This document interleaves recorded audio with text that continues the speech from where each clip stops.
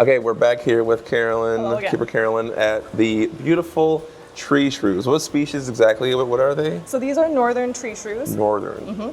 So, fun fact about treeshrews, they used to be classified in a big group called Insectivora, which they included like hedgehogs, treeshrews, anything that ate bugs, an insectivore. And then they did more genetic research. They thought they were related to primates. They're incredibly intelligent for their size. Their brain to body mass ratio is actually one of the largest in the animal kingdom. We beat them, and I think some of the great apes and dolphins. But otherwise, their brain is massive for an animal this size. So then they called them primates. And then as we've gotten into the modern era, we now know that they're actually in their own order, in their own family. So there are many species of treeshrews, but they're actually in a group called Scandentia, which you've never heard of. Sounds like scandalous. Yeah, exactly. Yeah. It is scandalous.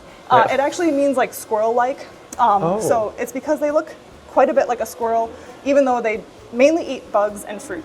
And so they don't really fill the same niche as a squirrel, but they have a lot of the same like body mechanics as a squirrel. When I see them, it looks like the character Scrat from Ice Age. And that's what I usually tell people. Like, that's basically, they're a pretty ancient species. They have no real like specific food that they eat. It's not like koalas who just eat eucalyptus. These guys will eat any bug that fits in their mouth. They'll eat fruit because they're digging in rotten fruit for those bugs. They just kind of are a great generalist who can survive really well in any kind of tropical rainforest area. So Hi, buddy. So they're pretty cute. They are really great. So you have two, and their We have names two. are Tater, And Todd. Todd. Yes, not Tot. Not Tot, No. Todd. Tater and Todd. It happened in the break room. We were talking about names, and we said Tater and Tot, and a coworker said, "Did you say Todd?" And we started cracking up, and then we said, "Yes, his name is Todd." So that's how they came to be. Management didn't have an issue with it, so we went with it. Okay. The treeshrews don't get much press, and so we figured some funny names would be fine for them. Right. So, well, this is the press they're going to get right now. Yeah, exactly. Yep. So I saw you threw some enrichment in there. Yes, Can you exactly. explain that enrichment? Yeah, so the treeshrews get a type of insect every day because they are insectivores.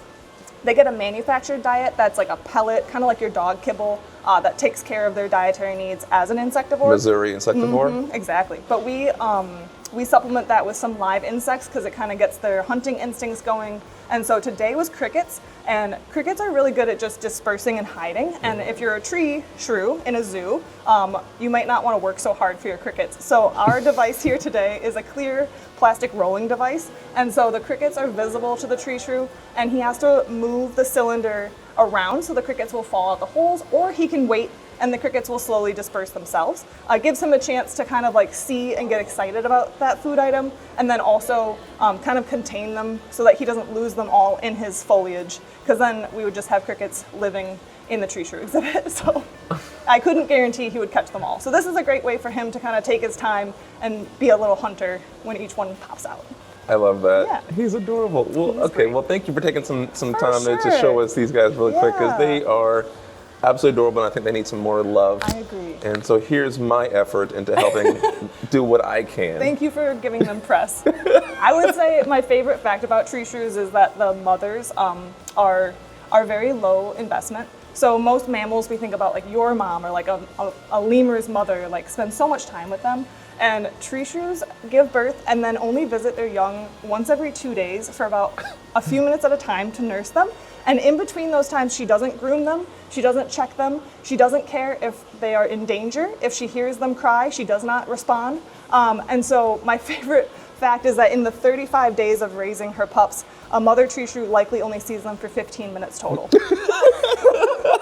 And I just think it's so incredible that a species that kind of looks a lot like a squirrel or a mouse, like that has a high parental investment, just like gets by with so little mother influence. And they still do so well. They learn everything they need to know once they're out of the box, or out of the nest cavity. And so I just think it's great that 15 minutes is all they need to be a fully fledged adult. For people not watching, literally just almost 2 days ago was Mother's Day. Yes. And so they might win Mother's Day of the Year award. They really Mother's Day of could. the Year Yeah, award. they got it down to a that's- science. They said, you know what, we do so well. You'll need to see me for a minute. Exactly. Goodbye. Exactly. Wow. Yep. Well, thank you so much, Carol. For This sure, is Jordan. amazing. Yep.